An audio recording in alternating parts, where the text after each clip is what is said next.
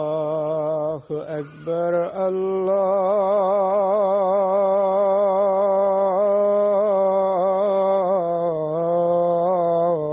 الله أكبر الله أكبر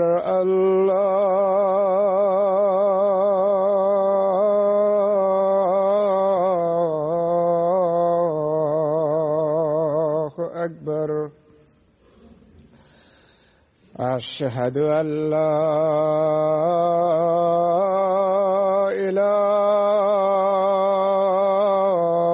إله إلا الله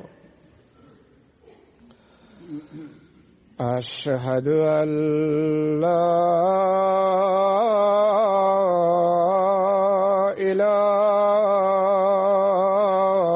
إله إلا الله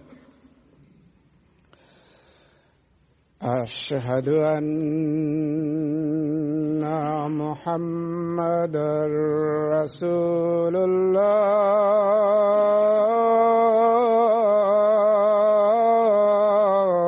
الله أشهد أن محمدًا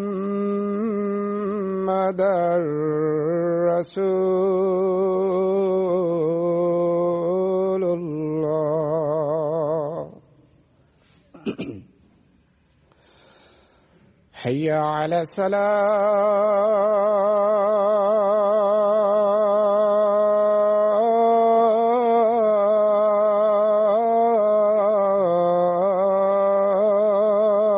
الصلاة حي على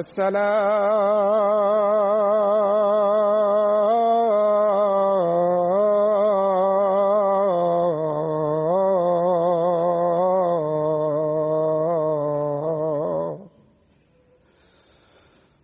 حي على الفلاح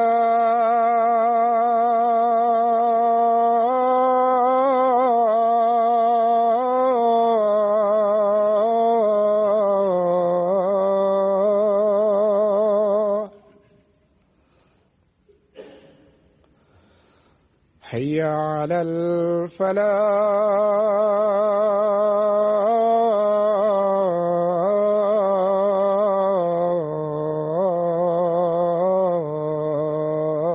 الفلاح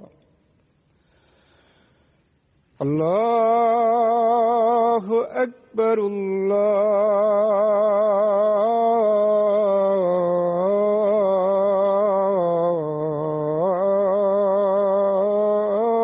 الله أكبر لا إله إلا الله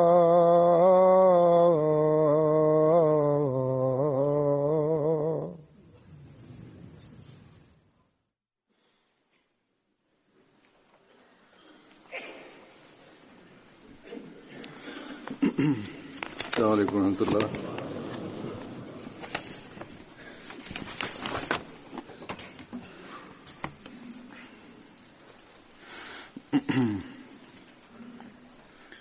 أشهد أن لا إله إلا الله وحده لا شريك له وأشهد أن محمدًا عبده ورسوله أما بعد فأعوذ بالله من الشيطان الرجيم بسم الله الرحمن الرحيم الحمد لله رب العالمين الرحمن الرحيم مالك يوم الدين إياك نعبد وإياك نستعين اهدنا الصراط المستقيم صراط الذين أنعمت عليهم غير المغضوب عليهم ولا الضالين.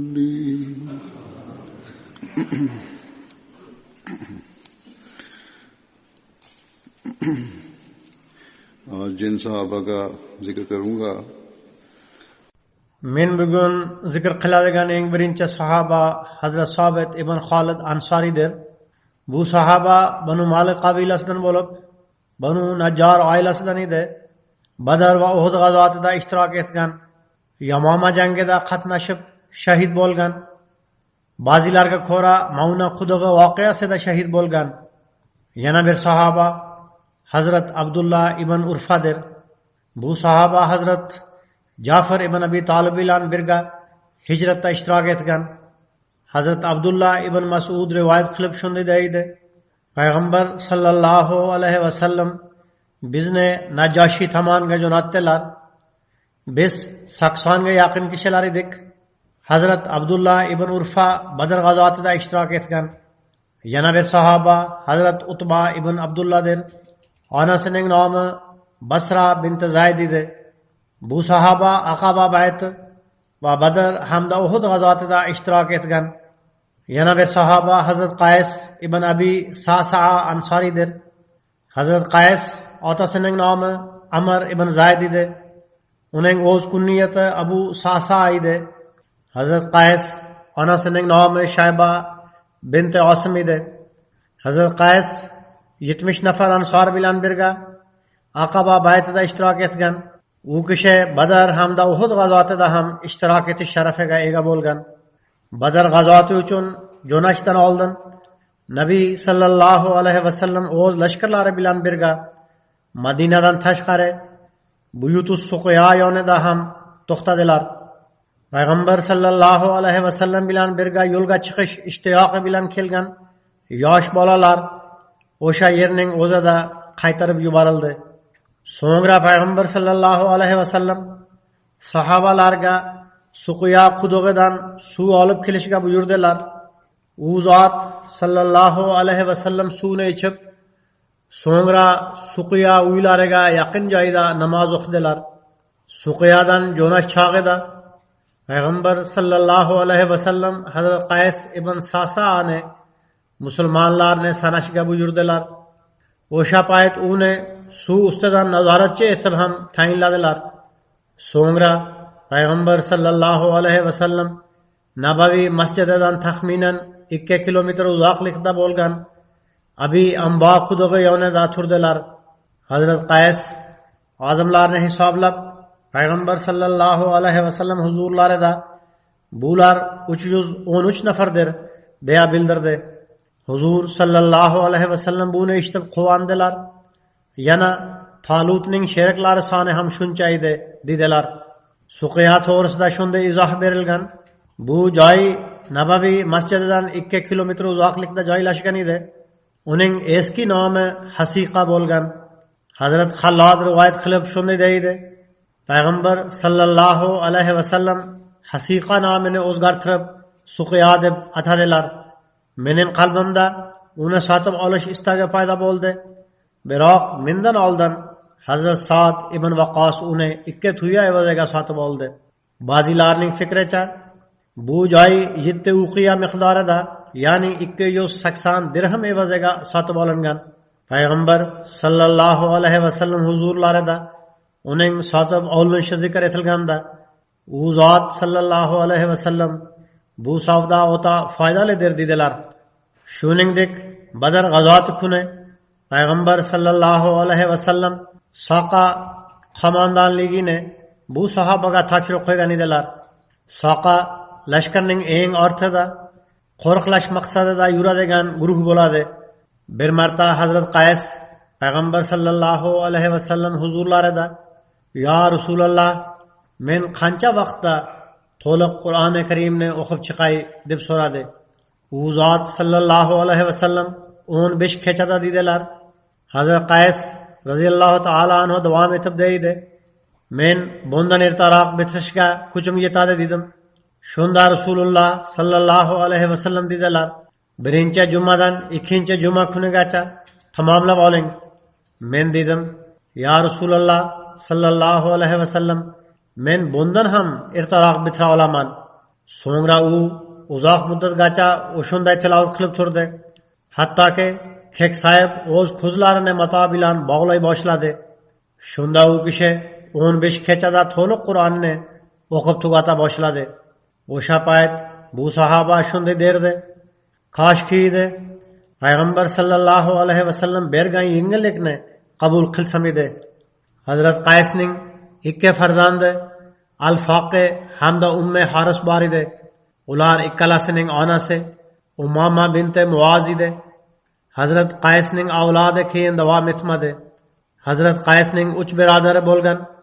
Ular payg'ambar sallallohu alayhi vasallamning davralaridan fayz baraka topish fursatiga ega bo'lganlar. Biroq ular Badr g'azotida ishtirok etmaganlar. Ulardan Hazrat Haris Yamama jangida shahid bo'ldi. Hazrat Abu Qalob va Hazrat Jabir ibn Sasa Muta g'azotida shahid bo'ldilar. Yana bir sahoba Hazrat Ubayda ibn Haris edi. Hazrat Ubayda ibn Haris Banu Muttalib qabilasidan edi. Payg'ambar sallallohu alayhi vasallamning yaqin qarindoshlaridan bo'lgan. Uning kunniyati Abu Haris edi. Ammo ba'zilarga ko'ra kunniyati Abu Muaviya edi. Onasining ismi Suhayla binti Xuzay edi. Hazrat Ubayda yosh jihatdan payg'ambar sallallohu alayhi vasallamdan 10 yosh kattaroq edi. Bu sahoba dastlabki iymon keltirguvchilardan bo'lgan. Payg'ambar sallallohu alayhi vasallam Arqam uyiga tashrif buyurishlaridan oldin u iymon keltirgan edi. Hazrat Ubayda, Hazrat Salmon ibn Abdullah Asadi, Hazrat Abdullah ibn Arqam Makzumi va Hazrat Usmon ibn Maz'un bir vaqtning o'zida iymon keltirgan edilar. Hazrat Ubaydaning maqom martabasi payg'ambar sallallohu alayhi vasallam nazdida o'zgacha edi. Hazrat Ubayda ibn Haris dastlab islomni qabul qilgan. U Banu Abd Manaf qabilasi sardorlaridan edi. Hazrat Ubayda ibn Haris o'zining ikki birodari Hazrat Tufayl ibn Haris va Hazrat Husayn ibn Haris bilan birga Madinaga hijrat qilgan.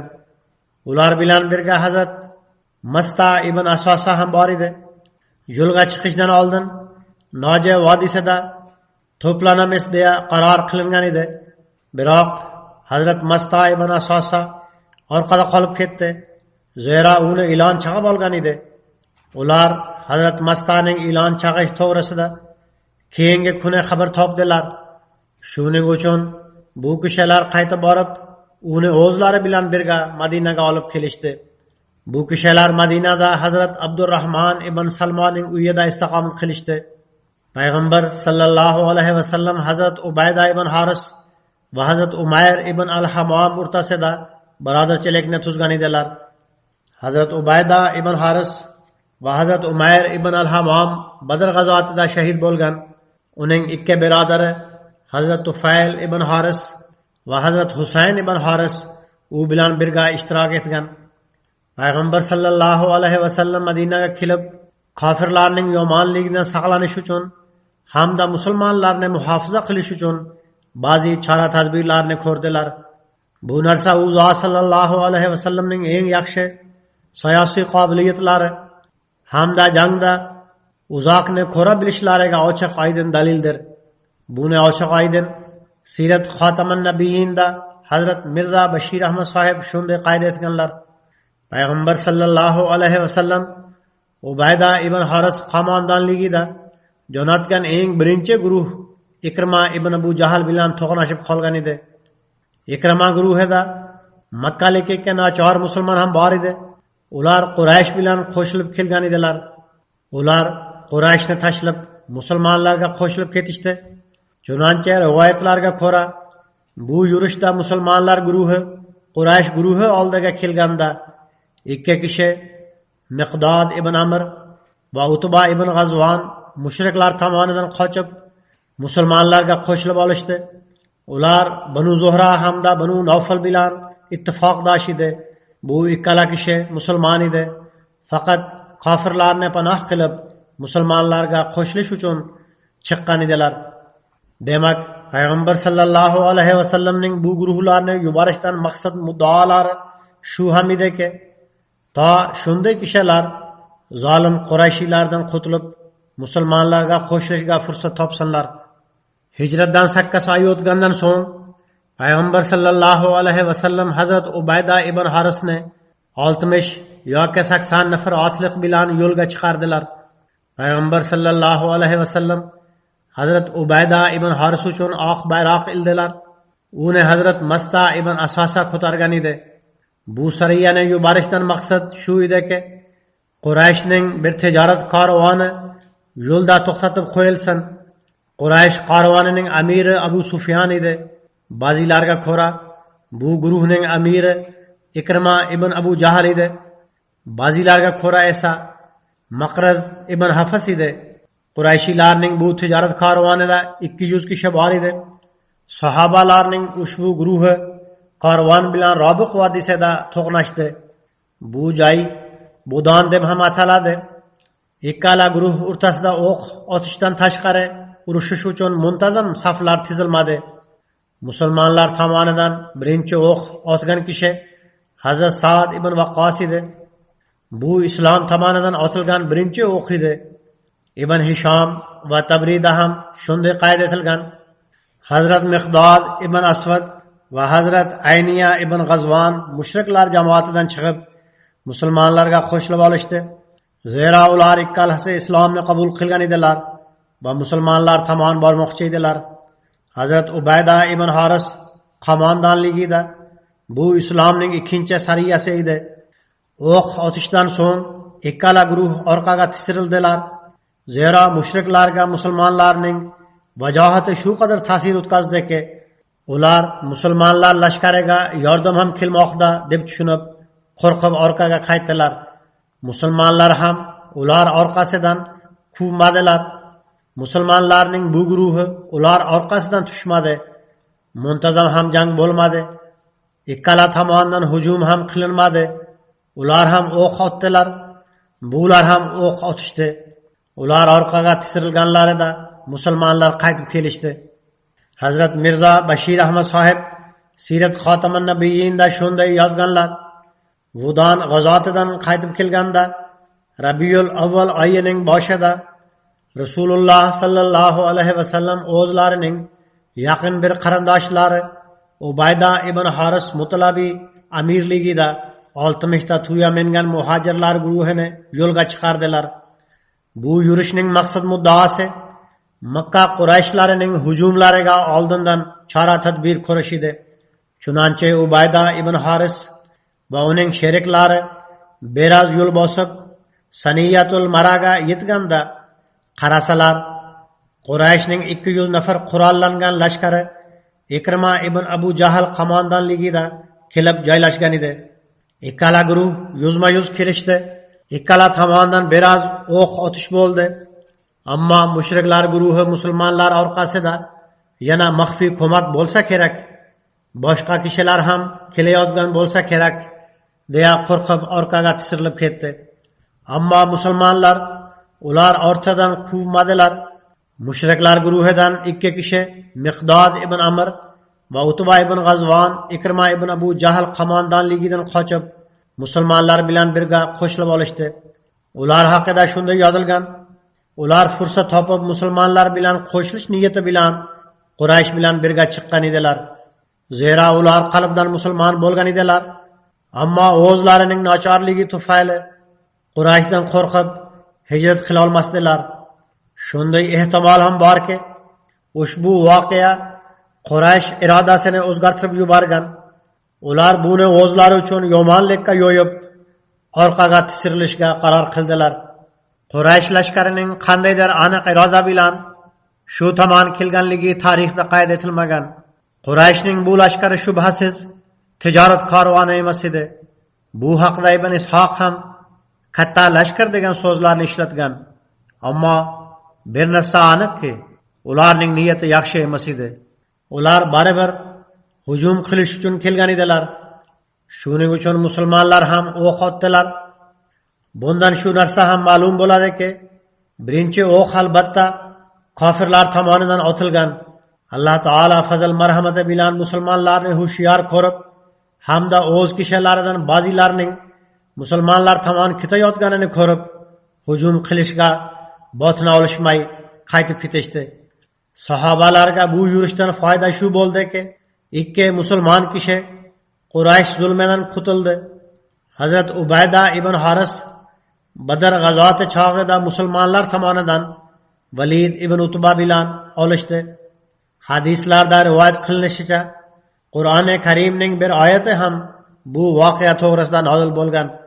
Chunonchi Hazrat Ali rivoyat qilib shunday deydi: "Hazani khasman ixtasamu fi rabbihim" degan oyat Badr kuni yakkama-yakka olishuvga chiqqan kishilar, ya'ni Hazrat Hamza ibn Muttalib, Hazrat Ali ibn Abu Talib hamda Hazrat Ubayda ibn Haris, yana Utba ibn Rabiya, Shayba ibn Rabiya va Valid ibn Utba to'g'risida nozil bo'lgan. Oyatning ma'nosi shuki, bu bahslashgan ikki bahslashguvchidir. Ular o'z Parvardigori haqida bahslashdilar. To'liq oyat quyidagichadir: "Hazani khasman ixtasamu fi rabbihim fallazina kafaru quttiyat lahum siyabun min narin yusabbu min fawqi ru'usihimul hamim." Bular o'z Parvardigori xususida bahslashgan ikki bahslashguvchidir. Bas kofir bo'lgan kimsalarga olovdan bo'lgan kiyimlar bichladi. Ularning boshlaridan o'ta qaynoq suv quyiladi. Nima bo'lgandayam, bu yakkama-yakka olishuvning yanada tafsilotlari Sunan Abu Dovudda shunday qayd etilgan. Hazrat Alidan rivoyat qilinadi: Utba ibn Rabiya, uning orqasida o'g'li yana birodari ham maydonga chiqib, baland ovoz bilan "Kim biz bilan olishish uchun chiqadi?" deb baqirdi. Ansorilarning ko'p yigitlari unga javob qaytarishdi. Utba ulardan "Sizlar kimsizlar?" deb so'raganda, ular "Biz ansorilarmiz" dedilar. Utba dedi: "Sizlar bilan ishimiz yo'q. Biz faqat o'z amakimiz o'g'illari bilan jang qilmoqchimiz." Shunda payg'ambar sallallohu alayhi vasallam dedilar: "Ey Hamza turing, ey Ali turing, ey Ubayda ibn Haris olg'a qadam tashlang." Hazrat Ali radhiyallohu ta'ala anhu deydi: Payg'ambar sallallohu alayhi vasallam ovozlarini eshitiboq Hazrat Hamza Utba tomon qadam tashladi. Men Shayba tomon olg'a bosdim. Ubayda ibn Haris Valid bilan olishdi. Ular ikkalasi bir-birini og'ir jarohatladi. So'ngra biz Valid tomon yuzlandik va uni qatl etdik. Ubaydani esa biz jang maydonidan ko'tarib olib keldik. Yakkama-yakka olishuv mobaynida Utba Hazrat Ubayda ibn Harisning boldariga qattiq zarba bergan edi. Shu bois uning boldari kesilib ketgan edi. Payg'ambar sallallohu alayhi vasallam uni maydondan ko'tartirib oldilar.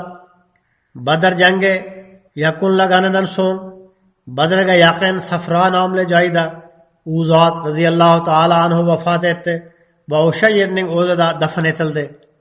Yana bir rivoyatga ko'ra, Hazrat Ubaydaning boldari kesilganda undan iliq yog'i oqib chiqayotgan edi.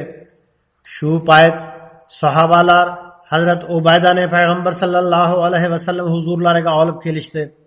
Hazrat Ubayda: "Ya Rasululloh, men shahid emasmanmi?" dedi. Hazrat Ubayda jangda jarohatlangan edi, ammo darhol shahid bo'lmagan edi. U zot sallallohu alayhi vasallam dedilar: "Nega ham bo'lmasin? Siz shahidsiz." Yana bir rivoyatga ko'ra, Hazrat Ubayda ibn Haris Rasululloh sallallohu alayhi vasallam huzurlariga olib kelinganda, Rasululloh sallallohu alayhi vasallam uning boshini o'z sonlari ustiga qo'ygan edilar. Hazrat Ubayda dedi: "Koshki edi Abu Talib bugun barhayot bo'lsa." U kishi aytgan so'zlarga ko'ra, undan men haqliroqman. U shunday derdi: "Va nuslimuhu hatta nusra hawlahu." va nazhalu an abnaina val halaili. Ya'ni biz Muhammad sallallohu alayhi vasallamni sizlarga topshirib qo'yishimiz bu yolg'ondir. Biz payg'ambar sallallohu alayhi vasallam atroflaridan mag'lub bo'lganimizda va o'z oila a'zolarimizdan ham g'ofil bo'lganimizdagina shunday bo'lishi mumkin. Bu kishilarning hissiyotlari ana shunday edi. Shahid bo'lgan paytida Hazrat Ubayda ibn Harisning yoshi 63 da edi. Bir necha sanoqli sahobalarni zikr qilganimdan so'ng endi men Indoneziya jamoatining bir eski xodimi, o'z hayotini bag'ishlagan targ'ibotchini tilga olmoqchiman. U yaqin o'tgan kuni vafot etgan. Uning ism sharifi Suyuti Aziz Ahmad edi. U 19-noyabr kuni vafot etdi. Inna lillahi va inna ilayhi raji'un. Suyuti sahib yurak xastaligiga duchor bo'lgan edi. Muolaja uchun u kishi Rabovaga jo'natilgan edi. U yerdagi Tohir nomli kardiologiya institutida katta jarrohlik amaliyoti bo'lib o'tdi. Bir necha kundan so'ng ahvoli yaxshilanmay 19-noyabr kuni vafot etdi. Marhum o'z orqasida zavjasi, 2 o'g'il va 2 qiz farzandni hamda 10 nafar nevaralarni qoldirdi. Ulardan 6 ta bola vaqfe nov harakatiga qo'shilgan. Suyuti Aziz sohib 1944-yilning 17-avgust kuni Indoneziyaning janubiy Sulawesida tavallud topgan. U kishi Rabovadagi Ahmadiya jomiyasida 1964-yildan tortib 1970-yilgacha tahsil oldi. 1972-yilning aprel oyida Indoneziyada markaziy targ'ibotchi sifatida tayinlandi. 1985-yili amal maydonidagi ish faoliyatini ko'rib, unga shohid nomli guvohnoma ham berildi. 2000-yili haj qilish sharafiga ham muyassar bo'lgan. 1972-yildan 1979-yilgacha 7 yil Janubiy Sumatra, Lampung, Jombi va Bengkolada targ'ibotchi sifatida xizmat qilishga fursat topgan.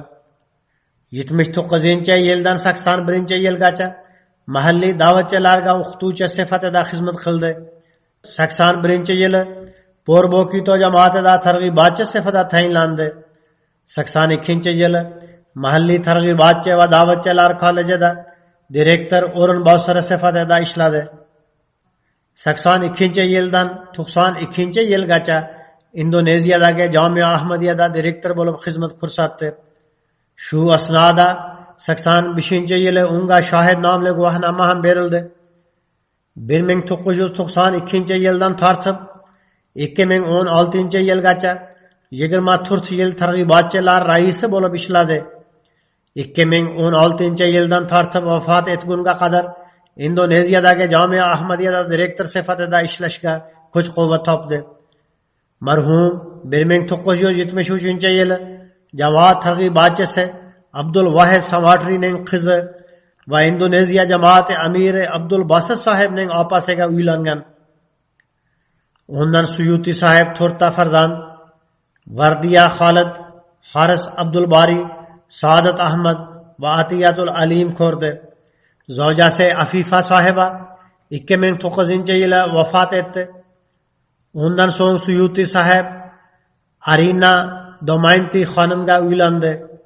Undan hech farzand ko'rmadi. Marhum bir marta Ahmadiyatning o'z oilasiga kelishi haqida MTga intervyu berib shunday degan edi: Men va oilamning bayat qilishning eng katta sababi shu ediki, mening buvam oxir zamonda Imom Mahdi keladi, u kelganda sizlar qabul qilinglar deb vasiyat qilgan edi. Bu vasiyatni amalga oshirish uchun oilamiz 2 marotaba hijrat qildi. 1959-yili oilamiz Lampangga hijrat qildi. 1963-yili bir targ'ibotchi Maulana Zini Dalon sohib targ'ibot uchun Lampangga keldi. Biz u bilan uchrashganimizda u imom mahdiy keldi dedi. So'ngra men undan imom mahdiy kelishining qanaqa dalillari bor deb so'radim. U kishi oxir zamondagi masihning haqqoniyligi nomli kitobni berib uni o'qishni tavsiya qildi. Men bu kitobni mutolaa qilganimdan so'ng keladigan imom mahdiy kelib bo'ldi va Hazrat Mirza G'ulom Ahmad Qodiyoniy alayhissalomning imom mahdiy ekanlariga ishondim. Qisqasi 1963-yilning 13-fevralida 19 yoshda men bayt qildim va oilamdagi 40 nafar kishi Mavlana Ziniy Dalon sahib orqali bayt qilishdi. Marhum davom etib yana deydi, 1963-yili Rabibadan Vakilu Tabshir sahib Van Donga keldi. Men ham o'sha payt u yerda edim. Jamoat dasturlarini ko'rib va targ'ibotchilar bilan uchrashib, jamoatning haqqoniyligi menga yanada ko'proq oydinlashdi. Marhum o'zining Jamia Ahmadiyaga kirishi haqida shunday bayon qiladi. 1963-yili Mavlana Abu Bakr sahib yangi bayt qilganlarni tarbiyalash uchun bizga Lamponga keldi. Mazkur kishi u payt Janubiy Sumatrada targ'ibotchi edi. Targ'ibotchi ish safaridan so'ng da'vatchilar boshlig'i Mavlana Sayyid Shah Muhammad Jiloniyga hisobot yozib shunday dedi: Lampongdagi Bugis qavmidan ba'zi kishilar bayt qilganlar. Hozirgacha bu qavmdan hech bir targ'ibotchi yo'q. Java hamda Sanda qavmidan esa targ'ibotchilar mavjud. U o'z hisobotida shunday yozadi: Men u yerda Rabivada tahsil olish uchun jo'natila olinadigan 3 yigitni ko'rdim. Marhum deydi, bu 3 yigitdan biri men edim. Biz uchalamisni Rabivadagi Jamia Ahmadiyaga jo'natish tavsiya qilindi. Bizga pasport olish buyurildi. Biroq u payt Indoneziyaning siyosiy ahvoli yaxshi emas edi. Pasportni ola olmadik. So'ngra 1966-yili da'vatchilar yetakchisi Mavlana Imomuddin sahib bilan birgalikda Pokiston elchixonasiga viza uchun hujjat topshirdim. 15 daqiqa ichida menga viza berildi. Shundan so'ng men Karachiga yetib keldim. Men bir kecha Karachida tunadim. So'ngra u yerdan poyezd orqali Rabbaga yetib bordim. Poyezd vokzaliga tushib, piyoda Jamia Ahmadiyaga yetib keldim. Jamiyaning ko'pgina talabalari meni kutib oldilar. Yangi atrof muhit edi. Dastlab qiyinchiliklar ham bo'lgan. So'ngra ko'nikib qoldim. 3 kundan so'ng Jamia Ahmadiyaga o'qishga kirdim. O'qituvchilardan biri Hazrat Mavlaviy Ato Muhammad sahib, Hazrat Masih Maud alayhissalom sahobalaridan edi. Rabivada istiqomat qilib yurgan payt mobaynida men Hazrat Masih Maud alayhissalomning bir necha sahobalari bilan uchrashish sharafiga ega bo'ldim.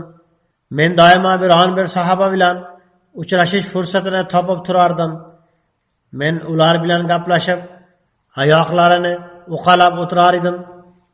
Suyuti sahib 3-xalifa rahimahulloh taolo bilan o'zining chiroyli uchrashuvini zikr qilib shunday deydi: 3-xalifa rahimahulloh taolo xalifa etib saylanganlarida birinchi marotaba u zot bilan uchrashib, huzuri bilan quchoqlashdik.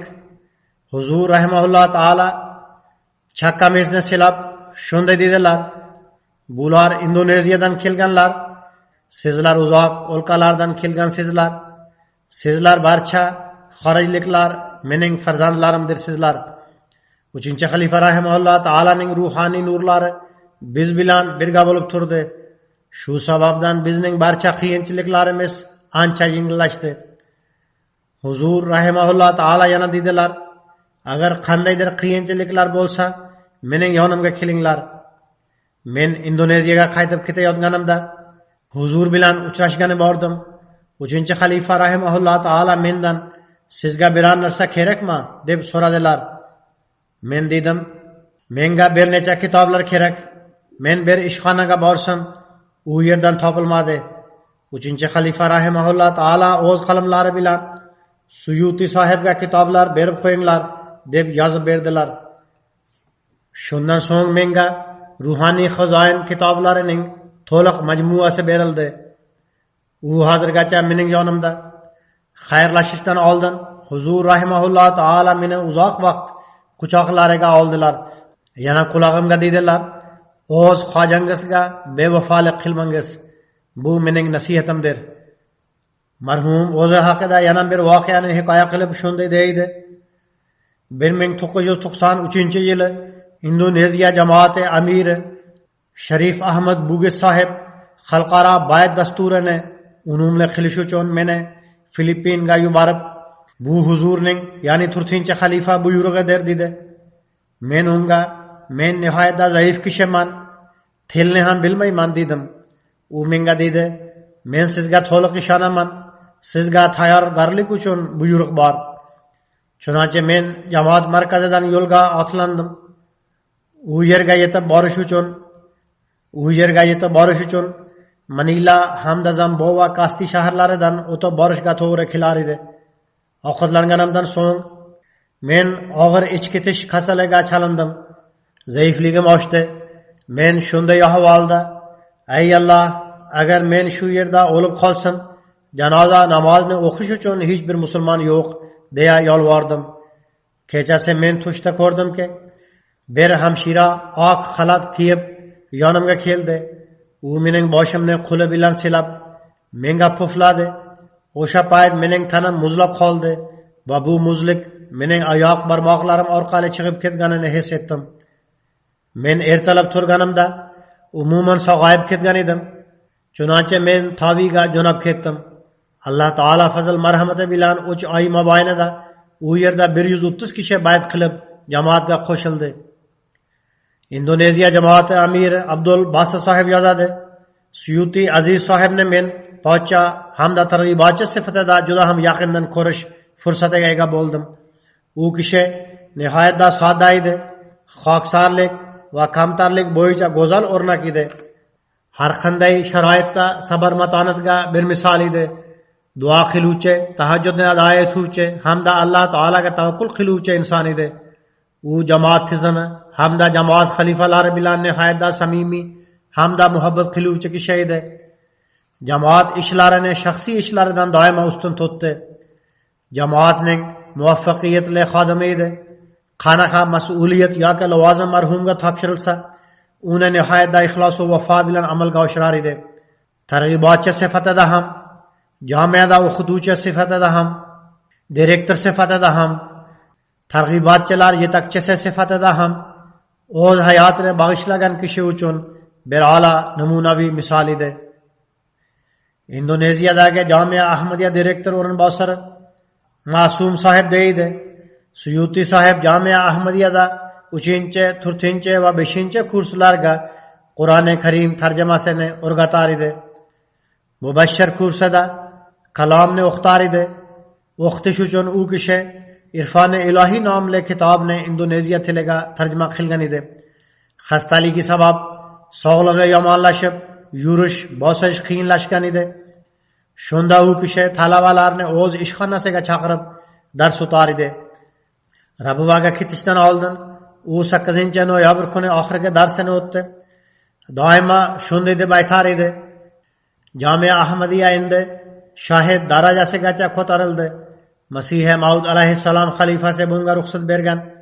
Shuning uchun sizlar Masih Maud alayhissalom xalifasining istiqohishlarini amalga oshirishlaringiz lozim hamda qattiq mehnat qilishlaringiz kerak." Uning bir qizi Mardiya sohiba yozadi: "Otim o'z hayotini to'liqlayin bag'ishlagan edi. O'z hayotini jamoat ishlari bilan kechirdi. Hatto biz sayl sayohat uchun ham nihoyatda oz chiqqanmiz.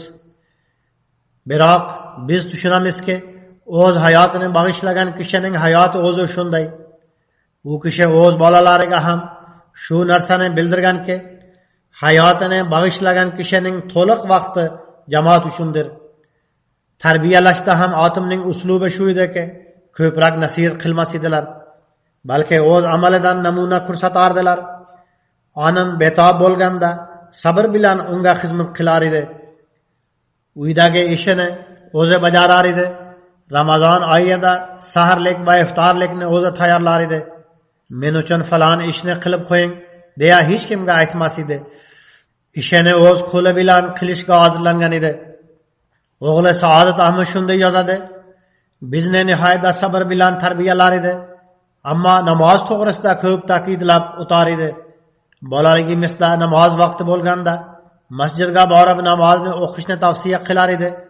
Agar men masjidda bo'lmaganimda meni izlab o'zi masjidga olib borar edi.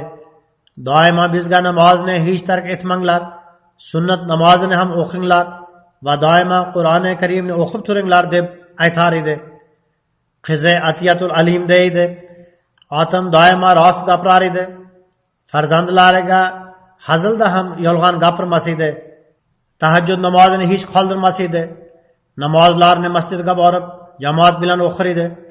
Betobligidan tashqari men hech qachon uni uyda farz namozini ado etayotganini ko'rmaganman. Uning ikkinchi zavjasi deydi: u kishi Rabuvaga ketishdan oldin farzandlariga shunday dedi: mening oila a'zolarim, uydagilarim va mening merosxo'rlarim xilofatdir. Mening hayotim va o'limim jamoat uchundir. Joriy yil Germaniya jalsasiga kelgan edi. Nihoyatda xohish istak bilan jalsaga qatnashdi. Farzandlari siz betobsiz ham dedilar. Biroq u dedi: men zamon xalifasi bilan uchrashishim kerak. U kishi jalsaga kelib men bilan uchrashdi. Uning Germaniyadagi men bilan uchrashuvi oxirgi uchrashuv edi. Zavjasi yana deydi: nihoyatda yaxshi turmush o'rtog'i edi. Men itoat ahamiyatini undan o'rgandim. Jamoat ishlarida o'zining sog'lig'ini hech inobatga olmas edi. Suyuti Aziz sohibning kuyovi Zaki sohib deydi: 2005-yili kishilar bizning markazimizga hujum qilmoqchilar degan xabar kelganda biz xudomlarga markazni muhofaza qilish uchun kelinglar deb buyurildi. Men u yerda edim. Suyuti sohib o'sha payt da'vatchilar boshlig'i edi. Men uning hech qo'rqmayotganini kuzatganman. U jasurlik bilan yarim tunda xudomlar oldiga borib, ular bilan uchrashib ko'ngillarini ko'tarar edi. Men marhumda xilofat uchun ko'proq muhabbatni kuzatganman. Men doimo u kishining men hayotimni bag'ishlaganman. Men har bir ishni zamon xalifasidan ruxsat olib, hamda u zotning buyrug'iga binoan qilaman deb aytganini eshitardim. 2017-yili u kishi falaj bo'lganda biroz muddat tiniq gapira olmas edi. Biroq shunga qaramay kitoblarni mutolaa qilib turar edi. Doimo Jamia Ahmadiyaga borib talabalarga dars o'tishni xohlar edi. Tarbiyaviy ishlar bo'yicha kotib Ahmad sohib yozadi: marhum birovdan yaxshi maslahat olganida tortinmay hurmat bilan minnatdorchilik bildirar edi. Biron bir qiyin ishga duch kelganda nihoyatda ixlos bilan maslahat so'rar edi. Da'vatchi Ahmad Nur sohib deydi: marhum nihoyatda sodda hayot kechirar edi, ammo nihoyatda viqorli inson edi.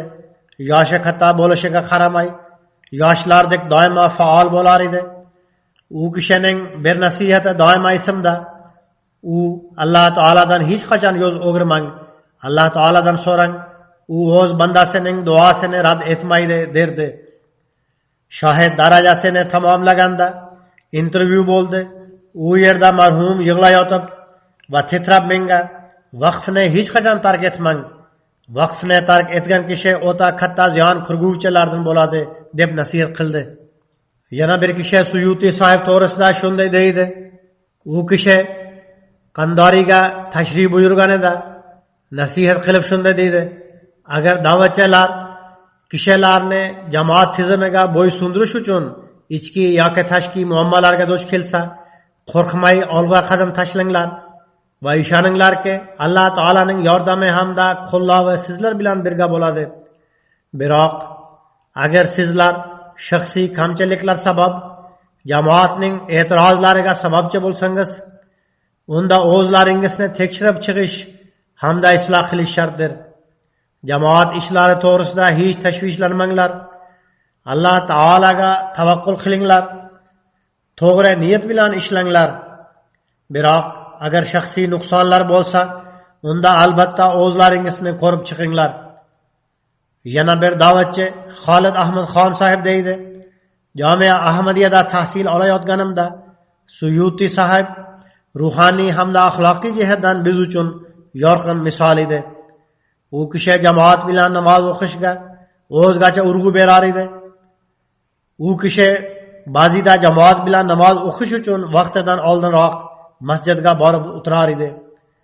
Oxirgi kunlarigacha betob bo'lishiga qaramay namozlarda doimo peshqadam bo'lib turdi. Yana bir da'vatchi Hashim sahib yozadi. Jamia Ahmadiyada Suyuti sahibdan ilmul kalom fanini o'qish sharafiga ega bo'ldik. Uning odati shu ediki, dars mobaynida talabalar bilan savol-javob qilar edi. Talabalar tomonidan berilgan javoblarni olqishlar edi. Bir marta u kishi bizga Ahmadiya jamoatining haqqoniyligiga eng katta dalil qaysi deb savol berdi. Biz birma-bir Qur'oni Karim oyatlari hamda hadislarni aytib berdik. U bizning javoblarimizni eshitib, Ahmadiya jamoatining haqqoniyligiga dalil men, ya'ni har bir Ahmadiydir deb javob qildi. U kishi dedi: "Sizlar o'zlaringizni jamoatning haqqoniyligiga dalil bo'la oladigan darajaga ko'taringlar. Ya'ni agar sizlar Ahmadiyat, ya'ni haqiqiy islomga amal qilsangiz, unda sizlar jamoatning haqqoniyligiga eng katta dalil bo'lasizlar." Uning tarbiyalash uslubi ana shunday edi. Mening xutbalarimni nihoyatda diqqat bilan tinglar edi. So'ngra xutbalarim bo'yicha muhim joylarni talabalar bilan muhokama qilar edi. Talabalar konspekt qilib olsin deya tavsiya qilar edi. Ular zamon xalifasining payg'amini to'g'ri tushundilarmi yo tushunmadilar deya kuzatib turar edi. Doimo xilofatga itoat etishni tavsiya qilar edi. Yana bir da'vatchi Shamsuri Mahmud sahib deydi. U o'z hayotini bag'ishlagan nihoyatda muvaffaqiyatli inson edi. Bir marta u kishi shunday dedi: "Din uchun hayotni bag'ishlagandan so'ng yalqovlik qilmaslik kerak. Vaqtdan ayrilish o'zini jamoatdan chiqarish bilan tengdir. Bu narsani doimo esda tuting." So'ngra u kishi bu jumlani takrorladi. Jumlani takrorlayotganda ko'zlari qizarib, yoshlar bilan to'laydi. Da'vatchi Yusuf Ismoil sahib deydi: "Men hudud bo'yicha da'vatchi etib tayinlanganimda Suyuti sahib oldiga bordim. Suyuti sahib u payt da'vatchilar boshlig'i edi. Men Suyuti sahibdan so'radim: "Nega meni hudud da'vatchisi etib tayinladingiz? Zero menda kamchiliklar ko'p va tajribam ham oz. Men hudud da'vatchisi bo'lishga loyiq emasman. Menga ko'ra tajribali da'vatchilar bor, ularni tayinlang."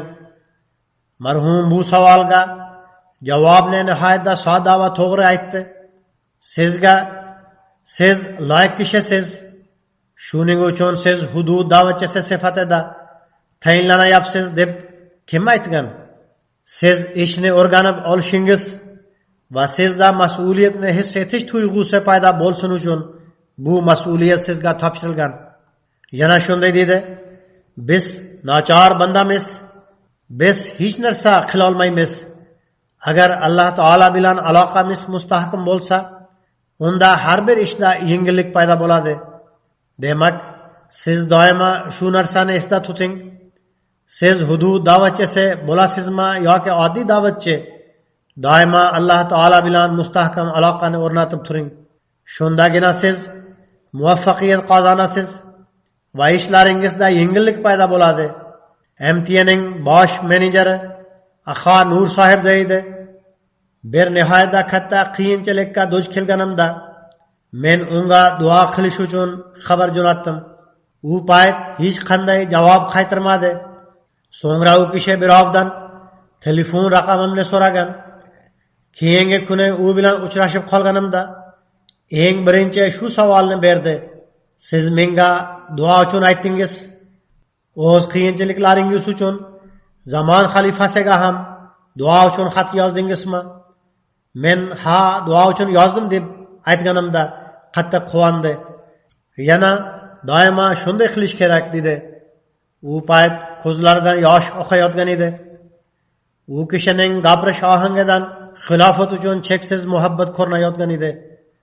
Shuningdek, turli fursatlarda xilofat tilga olinganda u kishi hissiyotga berilib ketar edi.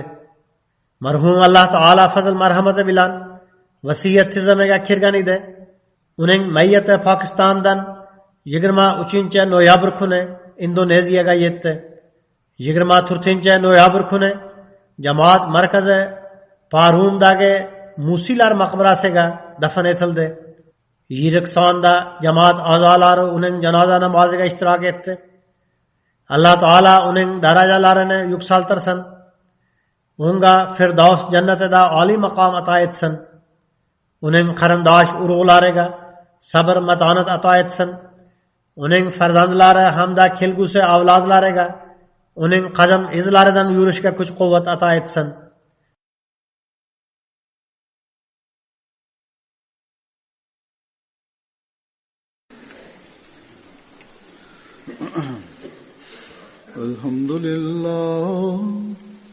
الحمد لله نحمده ونستعينه ونستغفره ونؤمن به ونتوكل عليه ونعوذ بالله من شرور أنفسنا ومن سيئات أعمالنا من يهده الله فلا مضل له ومن يضلل فلا هادي له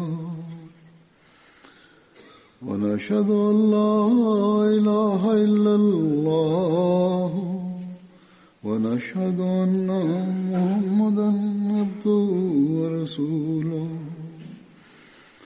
عباد الله رحمكم الله إن الله يأمر بالعدل والإحسان وإيتاء ذي القربى وينهى عن الفحشاء والمنكر والبغي يعظكم لعلكم تذكرون اذكروا الله يذكركم وادعوه يستجب لكم ولذكر الله أكبर. नमाजों के बाद में जनाजा गायब भी पढ़ाऊंगा.